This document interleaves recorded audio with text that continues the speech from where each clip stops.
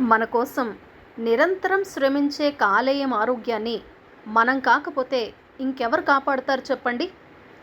నమస్తే, welcome to TV21 the better choice. నేను పుష్ప. ఇవాల్టి వీడియోలో కాలేయానికి సంబంధించి ఎలాంటి జాగ్రత్తలు తీసుకోవాలి, ఎలాంటి అలవాట్లకి దూరంగా ఉండాలో ఇవాళ తెలుసుకుందాం. మనం తినే ఆహారంలోని గ్లూకోజ్, ప్రోటీన్లు, విటమిన్లు, కొవ్వుల వంటి పోషకాలను కాలేయం విడగొడుతుంది. ప్రమాదకరమైన అమోనియాను యూరియాగా మారుస్తుంది. మద్యం, నికోటిన్ వంటి హానికర పదార్థాల ప్రభావాలను తగ్గిస్తుంది. ఇలా మన కోసం నిరంతరం శ్రమిస్తుంది కాలేయం. మరి కాలేయం ఆరోగ్యాన్ని మనం కాకపోతే ఇంకెవరు కాపాడుతారు? ఇందుకోసం పెద్దగా కష్టపడాల్సిన పని లేదు. తినే తిండి విషయంలో కొన్ని జాగ్రత్తలు తీసుకుంటే చాలు. అవేంటో ఇప్పుడు తెలుసుకుందాం. ఉదయాన్నే పీచు పదార్థాలు తీసుకోవటం వల్ల కాలేయం మరింత మెరుగ్గా పనిచేస్తుంది. జొన్నలు, సజ్జలు, రాగులు వంటివి పొట్టు తీయని ధాన్యాలతో చేసిన అల్పాహారం తీసుకోవచ్చు. పండ్లు, కూరగాయల్లోనే కాదు, మెంతుల్లో కూడా పీచు దండిగా ఉంటుంది. కాబట్టి కాలేయ పనితీరు మెరుగుపరుచుకోవాలి అంటే పీచు పదార్థాలు ఉదయాన్నే అల్పాహారంలో తీసుకోవటం చాలా మంచిది. ఇక నట్స్ తీసుకోవటం వల్ల కూడా చాలా ప్రయోజనకరంగా ఉంటుంది. ముఖ్యంగా బాదం పప్పుల్లో విటమిన్ ఈ దండిగా ఉంటుంది. ఇది కాలేయానికి కొవ్వు పట్టకుండా కాపాడుతుంది. అలాగే గుండెకు మేలు చేస్తుంది. కాస్త ఆకలిగా ఉన్నప్పుడు నోట్లో వేసుకోవటానికి వీలుగా వీటిని అందుబాటులో ఉంచుకోవచ్చు. సలాడ్లలోనూ కలిపి తీసుకోవచ్చు.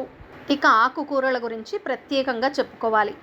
పాలకూర, మెంతికూర, తోటకూర వంటి ఆకుకూరల్లో గ్లూటాథియన్ అనే యాంటీ ఆక్సిడెంట్ ఉంటుంది. ఇది కాలేయం సాఫీగా పనిచేయటానికి తోడ్పడుతుంది. ఆకుకూరల్లో పీచు సైతం దండిగా ఉంటుంది. ఇక కాలేయం ఆరోగ్యంగా మెరుగ్గా పనిచేయటానికి ఏమేం తీసుకోకూడదో ఇప్పుడు తెలుసుకుందాం. చక్కెర మితిమీరితే కాలేయానికి శత్రువుగా పరిణమిస్తుంది. చక్కెరలో కొంత భాగం కొవ్వుగా మారుతుంది. ఏ రూపంలోనైనా చక్కెరను ఎక్కువగా తీసుకుంటే కాలేయం మరింత ఎక్కువగా కొవ్వును ఉత్పత్తి చేస్తుంది. ఇది అక్కడికక్కడే చేరి కాలేయానికి కొవ్వు పడుతుంది. ఇక ఉప్పు, సోడియం ఎక్కువగా ఉండే ఆహారంతో కాలేయం గట్టిపడే ప్రమాదం ఉందని కొన్ని అధ్యయనాలు చెప్తున్నాయి. కాబట్టి ఉప్పు మితిమీరకుండా చూసుకోవాలి.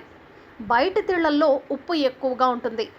వీలైనంత వరకు ఇంట్లోనే వండుకొని తింటే అటు కాలేయానికి ఇటు జేబుకు మంచిది. ఇక మద్యం కాలేయానికి పెద్ద శత్రువు. ఇది క్రమంగా కాలేయం గట్టిపట్టానికి దారితీస్తుంది.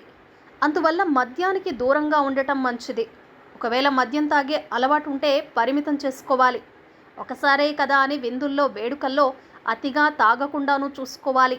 చూశారు కదా ఇవాల్టి వీడియోలో కాలేయం ఆరోగ్యంగా ఉండటానికి ఏ విధమైన ఆహారం తీసుకోవాలి, ఏ విధమైన వాటికి దూరంగా ఉండాలో తెలుసుకున్నాం కదా. మరో చక్కటి వీడియోలో మళ్ళీ కలుద్దాం.